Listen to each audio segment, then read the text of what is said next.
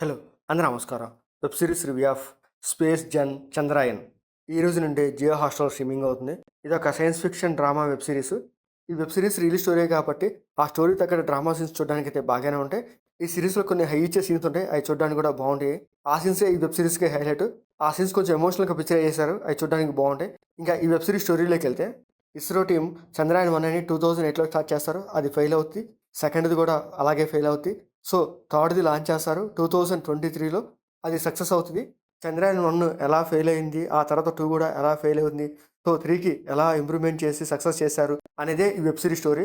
ఆ పాయింట్‌ని బేసుకొని ఈ మూవీ కొన్ని హై ఇచ్చే సీన్స్ పెట్టుకున్నారు. అయి చూడడానికి కూడా బాగుంటాయి. ఇంకా చంద్రయాన్ 1 ఎలా ఫెయిల్ అయింది, 2 కూడా ఎలా ఫెయిల్ అయింది అండ్ 3 ఎలా సక్సెస్ అయింది.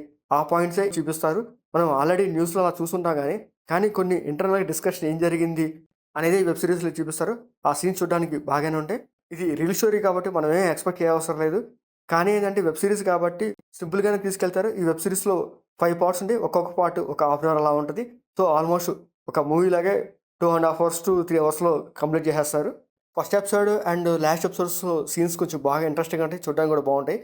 సెకండ్, థర్డ్, ఫోర్త్ ఎపిసోడ్స్ ఏదో స్టోరీ వెళ్తున్నట్టుగా చూపిస్తారు. సో, ఆ సీన్స్ కూడా చూడడానికి ఒక్కొక్కలాగా అనిపిస్తాయి. ఇంకా ఈ సిరీస్‌లో ఇస్రో టీమ్ ఎంత బాగా కష్టపడి అది సక్సెస్ చేశారు.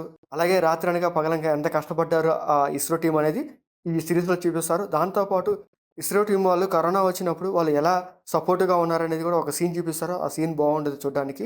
ఇంకా ఈ సిరీస్‌లో ఇస్రో టీమ్‌కి ఎంత ప్రెషర్ ఉంటదని కూడా కొన్ని కొన్ని సీన్స్ చూపిస్తారు. అయి చూడడానికి కొంచెం ఎమోషనల్‌గా అనిపిస్తది. చూడడానికి కూడా బాగానే ఉంటాయి.